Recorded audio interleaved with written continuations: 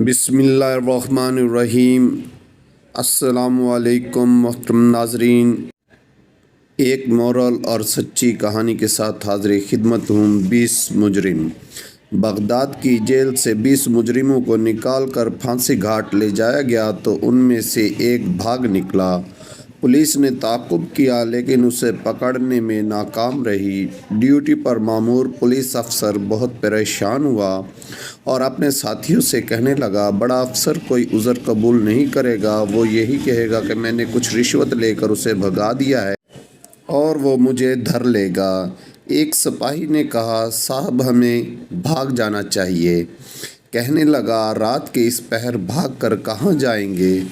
پھر کچھ سوچ بچار کے بعد کہنے لگا، یہ آدھی رات کا وقت ہے، کسی کو کیا معلوم کہ کیا پیش آیا۔ تم میرے ساتھ آؤ، کوئی نہ کوئی بدبخت مل جائے گا جسے پکڑ کر سولی پر لٹکا دیں گے اور 20 کی تعداد پوری ہو جائے گی۔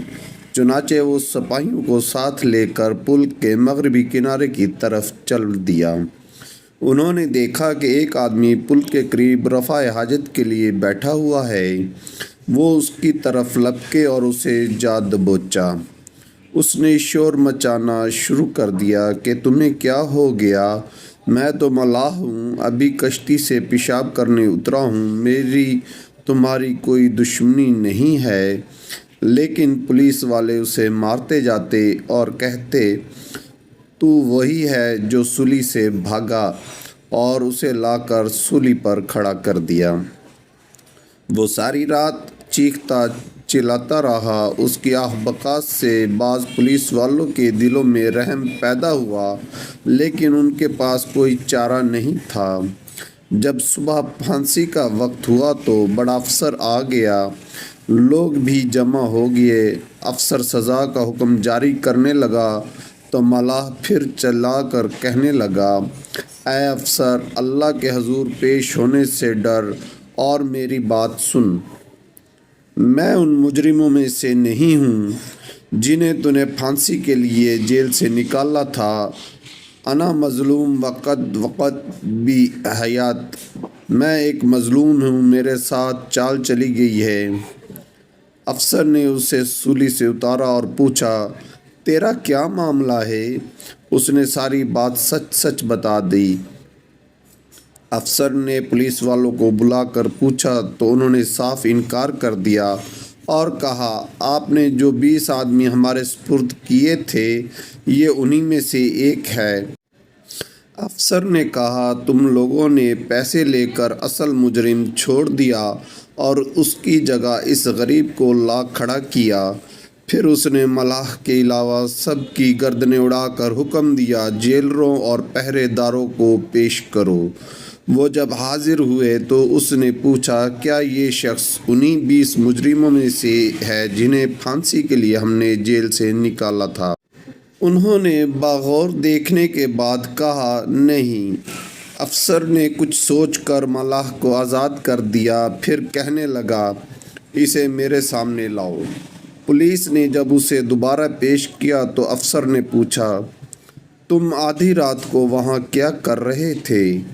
کہنے لگا، میں اپنی کشتی میں سویا ہوا تھا، پیشاب نے زور کیا تو وہاں اترا۔ پولیس افسر کچھ دیر سوچنے کے بعد کہنے لگا، مجھے سچ سچ بتاؤ، تم وہاں کیا کر رہے تھے تاکہ تمہیں چھوڑ دوں۔ ملاح نے جب کوئی نئی بات نہ بتائی تو افسر نے اپنے مخصوص طریقے سے اسے سب کچھ اگلنے پر مجبور کر دیا۔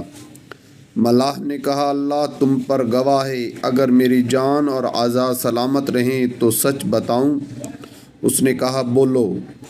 کہنے لگا، میں ملاح ہوں، فلاں پتن پر کام کرتا ہوں۔ کل رات ایک خادم میرے پاس آیا، اس نے مجھے کرایہ دیا اور ایک خوبصورت عورت کو 2 بچیوں سمیت میرے حوالے کرتے ہوئے کہا، انہیں باب شماسیہ تک چھوڑ آؤ۔ میں انہیں کشتی میں بٹھا کر چل پڑا۔ کچھ فاصلہ طے کرنے کے بعد خاتون نے چہرے سے نقاب ہٹایا تو مجھے ایسے لگا کہ وہ لوگوں میں سے سب سے زیادہ حسین ہے اور اس کا چہرہ چاند جیسا ہے۔ مجھ پر شہوت نے غلبہ کیا تو میں نے چپو رکھ دیا اور کشتی کو دریائے دجلہ کے درمیان لے گیا۔ پھر عورت کی طرف ہاتھ بڑھایا تو وہ چیخنے لگی۔ میں نے قسم کھا کر کہا، اگر تو چیخے چلائے گی تو میں تجھے ابھی دریا برد کر دوں گا۔ وہ خاموش تو ہو گئی لیکن مجھے خود سے دور کرنے لگی۔ جب بڑی کوشش کے بعد بھی میں اس پر قابو نہ پا سکا تو میں نے پوچھا، یہ بچیاں کون ہیں؟ کہنے لگی، میری بیٹیاں ہیں۔ میں نے کہا، تم خود کو میرے سپرد کرنا پسند کرو گی یا انہیں دریا میں پھینک دوں؟ اس نے کہا، جو چاہے کرو لیکن میں تمہارے قریب نہیں آؤں گی۔ میں نے اس کی ایک بیٹی کو دریا میں پھینک دیا۔ اس نے چیختے ہوئے کہا، اللہ کی قسم میں تیری بات نہیں مانوں گی، چاہے تو مجھے قتل کر دے۔ میں نے کہا، میری بات مان لو ورنہ دوسری بچی کو بھی پھینک دوں گا۔ اس نے کہا، اللہ کی قسم میں ایسا نہیں کروں گی۔ میں نے اس کی دوسری بیٹی کو بھی پانی میں پھینک دیا۔ اس نے زوردار چیخ ماری تو میں نے چلا کر کہا، اگر تو نے میری بات نہ مانی تو تجھے بھی مار دوں گا۔ پھر میں اسے ہاتھوں سے پکڑ کر دریا میں پھینکنے لگا تو اس نے ڈر کے مارے ہاں کر دی۔ جب میں اس کے ساتھ بدکاری کر چکا تو خیال آیا، اگر اسے زندہ چھوڑ دیا تو یہ اپنے گھر والوں سے مجھے قتل کروا دے گی، تو اسے بھی ہاتھ پاؤں باندھ کر دریا میں پھینک دیا۔ امید ہے ناظرین آپ کو یہ سٹوری پسند آ رہی ہوگی۔ اگر میری یہ سٹوری آپ کو پسند آئے تو میرے چینل مہکتے الفاظ کو سبسکرائب کر دیجیے گا تاکہ آئندہ آنے والی اچھی اچھی ویڈیوز آپ تک پہنچتی رہیں۔ یہ سب کچھ کرنے کے بعد میں بہت شرمندہ ہوا اور میری حالت اس شخص جیسی ہو گئی جو نشے سے ہوش میں آ گیا ہو۔ میں نے اپنی کشتی بصرے کی طرف چھوڑ دی تاکہ مجھے کوئی بھی پہچان نہ سکے۔ جب میں پل کے پاس پہنچا تو پیشاب آ گیا اور میں کشتی روک کر پیشاب کرنے بیٹھا ہی تھا کہ انہوں نے مجھے گرفتار کر لیا۔ پولیس افسر نے ملاح کی بات سن کر حکم دیا، اس کے ہاتھ کاٹ دو۔ ملاح نے کہا، آپ نے مجھے امان نہیں دی تھی۔ کہنے لگا، اے کتے، تیرے جیسے کو امان دی جاتی ہے؟